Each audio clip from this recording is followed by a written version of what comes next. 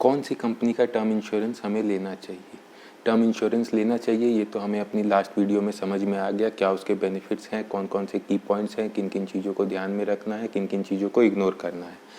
लेकिन अब कौन सी कंपनी का टर्म इंश्योरेंस ले, ये कैसे हम लोग जज करते हैं, ये हम लोग कैसे डिसाइड करते हैं, या इसका कैसा कैलकुलेशन निकालते हैं कि this company is better for me, इसका टर्म इंश्योरेंस लेना मेरे लिए बेटर होगा और इसका लेना मेरे लिए अच्छा नहीं होगा।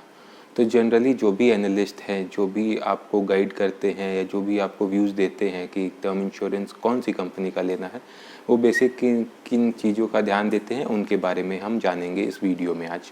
तो आइए आज का वीडियो हम स्टार्ट करते हैं और जानते हैं कि कौन सी कंपनी का टर्म इंश्योरेंस लेना चाहिए।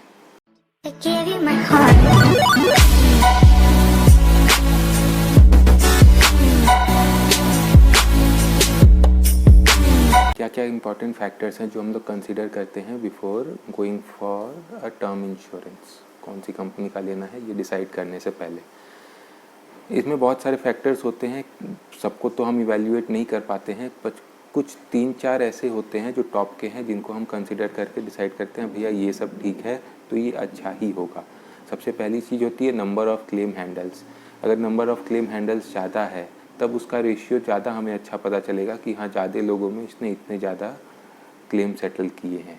आपको ये जान के आश्चर्य होगा कि LIC single handedly 86% of total claims उसके पास आते हैं। मान लीजिए 1 लाख क्लेम लोगों ने क्लेम किया तो 1 लाख में से अराउंड 85-86,000 क्लेम्स जो है वो सिर्फ LIC के पास आते हैं। तो LIC इस फील्ड में एक बहुत बड़ा प्लेयर है, इस चीज़ को हमें कंसिडर करना होगा। तो सबसे पहली चीज़ होती है नंबर ऑफ़ क्लेम्स कितने आए। उसके बाद हम लोग देखते हैं कि नंबर ऑफ़ क्लेम सेटल, हम लोग एक 4-5-6 साल का एवरेज लेते हैं कि इस 6 साल में एवरेज कितना क्लेम इन्होंने सेटल किया है। जिसका क्लेम सेटलमेंट रेशियो ज़्यादा है, सिंपल सी बात है, मान लीजिए किसी कंपनी का क्लेम सेटलमेंट रेशियो 98 है तो इसका मतलब है कि हर 100 आदमी जब उसने क्लेम किया तो उसमें से 98 आदमी का पैसा इस कंपनी ने दे दिया। तो जिसका क्लेम रेशियो सेटलमेंट रेशियो ज़्यादा है वो सबसे ज़्यादा बेटर है अपने लिए। पहला कंडीशन तो ये हो गया।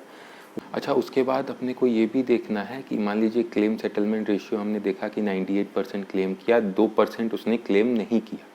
तो 2% जो नहीं क्लेम किया है दैट इज़ नॉट रिजेक्टेड, वो 2% रिजेक्टेड नहीं है, उसमें अनक्लेम्ड अमाउंट भी है, उसमें कुछ पेंडिंग केसेस भी हैं और उसमें रिजेक्टेड भी हैं। तो अपने को फिर चेक करना है रिजेक्टेड रेशियो कितना है, क्लेम रिजेक्शन रेशियो कंपनी का कितना है। 2% इज़ नॉट रिजेक्शन रेशियो, उसमें से कुछ पेंडिंग है और कुछ आपके अनक्लेम्ड है, तो रिजेक्शन रेशियो को भी अपने को चेक करना है। उसके बाद जो थर्ड पॉइंट आता है, थर्ड पॉइंट में हमने चेक करना है अमाउंट सेटलमेंट रेशियो, कि भैया 10 करोड़ का क्लेम आया कंपनी के पास, 10 करोड़ में से 9 करोड़ 80 लाख उसने सेटल कर दिया। तो इस रेशियो को भी हमको कंसिडर करना है कि कितना अमाउंट वाइज उसने कितने परसेंटेज अमाउंट को सेटल किया है। इसके बाद जो हमारी आती है पॉइंट चौथी, उसको हम लोग कहते हैं सॉल्वेंसी रेशियो। सॉल्वेंसी रेशियो क्या होता है कि मान लीजिए एक कंपनी है, कंपनी का साल में 10 करोड़ का क्लेम आता ही है एवरेज हर साल, मान लीजिए किसी कंपनी का। अब 10 करोड़ का क्लेम देने के लिए IRDA का रेगुलेशन है कि उसको around 1.5 times of their average claim, मतलब 10 करोड़ का क्लेम आता है तो कम से कम 15 करोड़ रुपए उसको अपने पास रखने हैं, ताकि जब भी क्लेम देना हो तो ऐसा ना हो कंपनी के पास ही पैसा ना हो, शॉर्टेज हो जाए।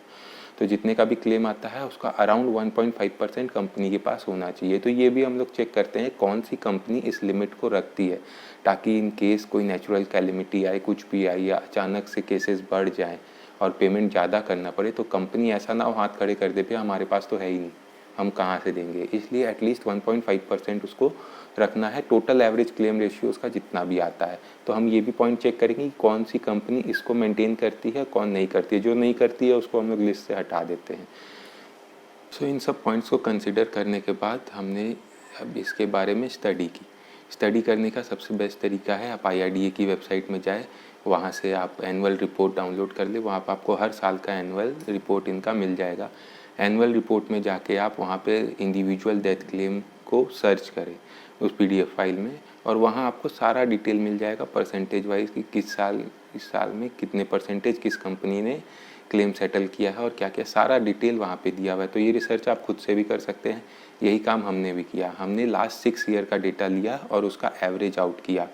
हमने एवरेज आउट किया total claim settlement ratio, total amount settlement ratio, इन दोनों को मिला के हमने एवरेज निकाला दोनों का, और एक एवरेज वाइज मैंने लिस्ट बना ली कि ये हैं टॉप 5 कंपनीज। उसके बाद हमने चेका क्लेम रिजेक्शन रेशियो और हमने देखा सॉल्वेंसी रेशियो। इन तीनों को जोड़ के जो हमारे पास एवरेज आया कि नहीं इस फील्ड में ये अच्छा है, इसमें ये है, उसमें वो है, तीनों को जोड़ के कंबाइन ये कंपनी सबसे अच्छी है, ये तो टॉप 5 कंपनीज़ का हमने नाम सिलेक्ट किया है और ये टॉप 5 कंपनीज़ का एवरेज हमने निकाला है कि ये है। तो आप इनको कंसिडर कर सकते हैं, आप खुद से भी स्टडी कर सकते हैं, और कोई कंपनी आपको अच्छी लगती है तो कमेंट में ज़रूर लिखें, या और कोई क्वेरी हो तो ज़रूर बताएं। तो हम देख लेते हैं क्या था वो लिस्ट। तो ये लिस्ट आपके स्क्रीन में आ गई है। सबसे पहले आता है LIC, LIC के बाद है मैक्स, मैक्स के बाद है टाटा AIA, टाटा AI के बाद है HDFC और HDFC के बाद है ICICI।